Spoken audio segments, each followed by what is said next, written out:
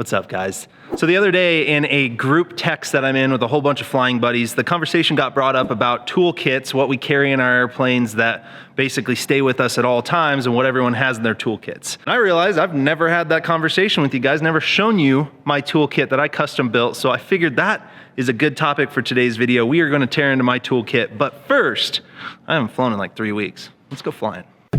Set traffic, Freedom Fox, taking runway 8 will be a left crosswind turnout northbound instead.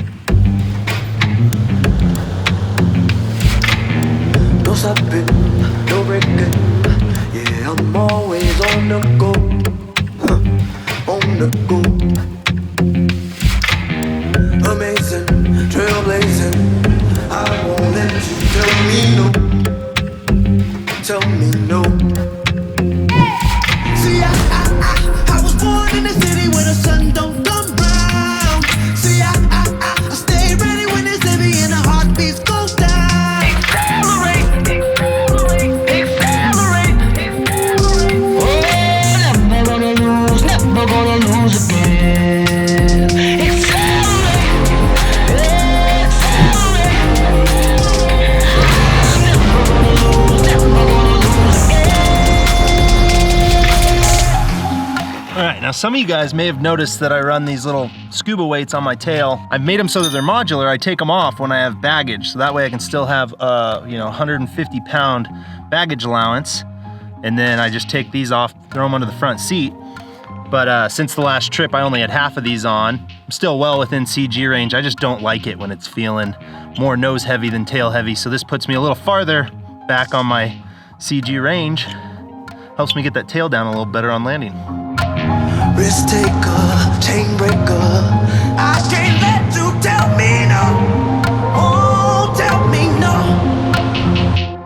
See, I was born in a city where the sun don't come round. See, I stay ready when it's heavy and the heartbeats go down. Accelerate, accelerate, accelerate,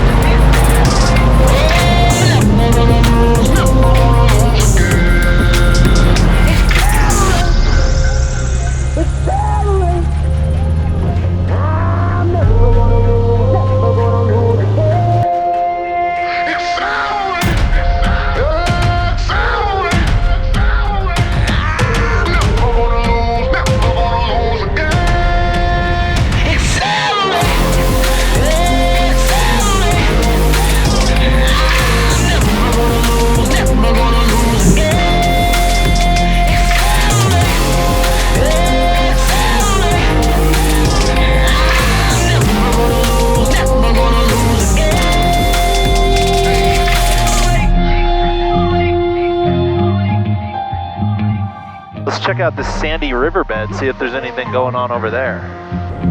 accelerate, accelerate. Oh, never gonna lose again. Accelerate.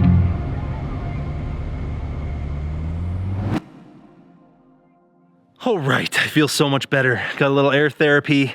Now let's dive into this toolkit. But side note, whoever decided it was a brilliant idea to paint all the hangers out here this like dried up, crusty mustard spill yellow, horrible idea. So when you guys are watching my videos here in the hangar and you're thinking, oh my God, Trent's got liver disease, it's not that. It's the reflection of the hangers.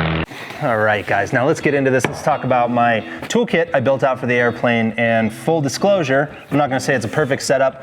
It's just the one I came up with that has been working for me.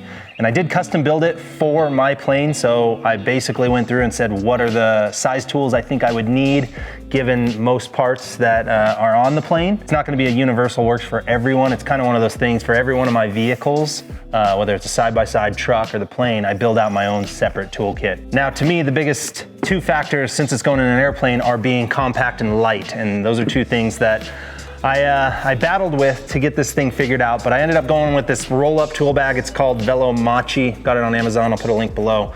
But basically, pretty small, pretty light, and I didn't want something that was rattling around too much. My previous tool bags just had free-floating tools. I didn't want that with this one, so anyway, enough talking, let's get into this.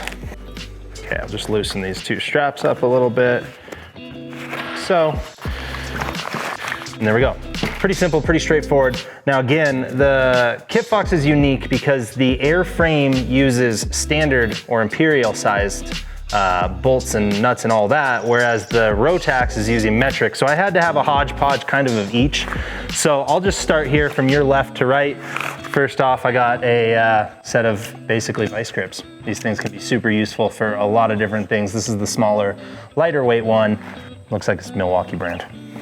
And it looks like second, we've just got a socket set from Home Depot. I don't think it's anything special, but what I do have, if you look at both ends, it goes from basically smaller to bigger. One side's imperial, the other side's metric. All right, now these X Pliers, if you guys have never used X Pliers, these are probably the coolest invention ever.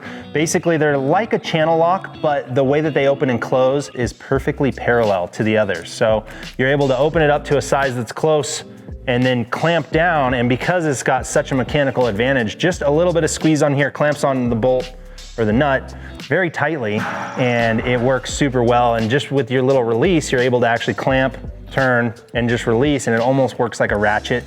This thing is like basically the new age Crescent Wrench or adjustable wrench, only way better. These things are like the best tool ever. So I have one of those in there. Next is an actual just standard issue Crescent Wrench, little lightweight one. I think this one opens pretty large. Looks like a 1-inch opening, which is bigger than any bolts I have on the plane. Then just a standard set of diagonal cutters, snips, whatever you want to call them. Now we're getting into these nut drivers. I got a 3/8, 5/16. Now the 5/16, this one's super important because to get my cowling off all the way, I can take the top part of the cowling off.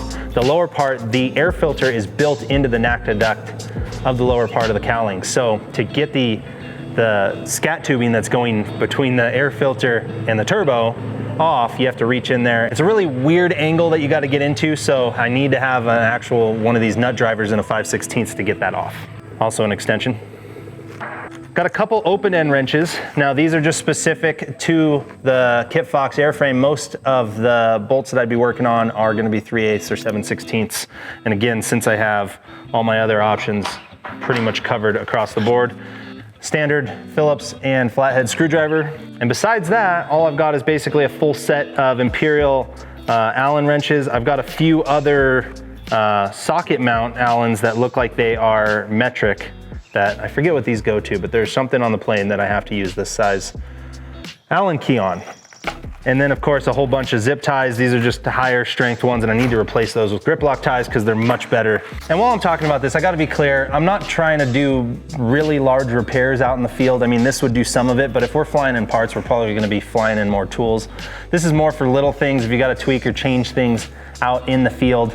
You know, it's kind of been the best balance for me of having everything I need in the most minimal compact setup, because again, if you carry a toolkit but it doesn't have all the tools you need, it's basically worthless. So you need to carry enough to get through any of the stuff you might have happen out in the field. So this is the toolkit of choice for me. Yeah, and let me know you guys' suggestions. A lot of times I post things like this and there's certain things that I just didn't know about. So if you have any suggestions, feel free to comment below. I'd love to hear them. With my airplane toolkit all packed back up, all I do is snap these little things and then roll her up as tight as you can. So there you guys have it, my little custom toolkit that I run in the Kitfox at all times. I actually want to build a little compartment that keeps this in it in the tail of the plane, so I'm not running the tail weights on the back. I figure that could be a great way to offset the weight of that 915 on the front, would be to get this all the way in the back. It's something that always flies in my plane, you know, and I'm not going to need it from inside the cockpit. So that's one of the things that's on my list. Now, before I leave, I do want to take a quick second to give a huge shout out and thank you to the sponsor of this video, Squarespace.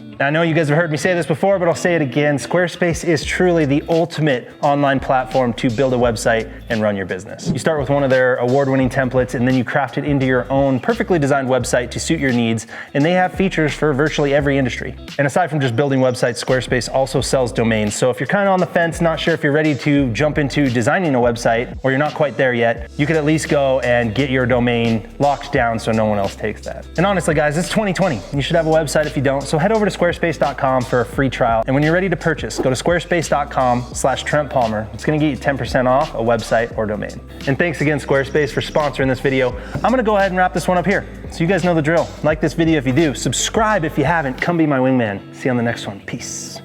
That's a long reach.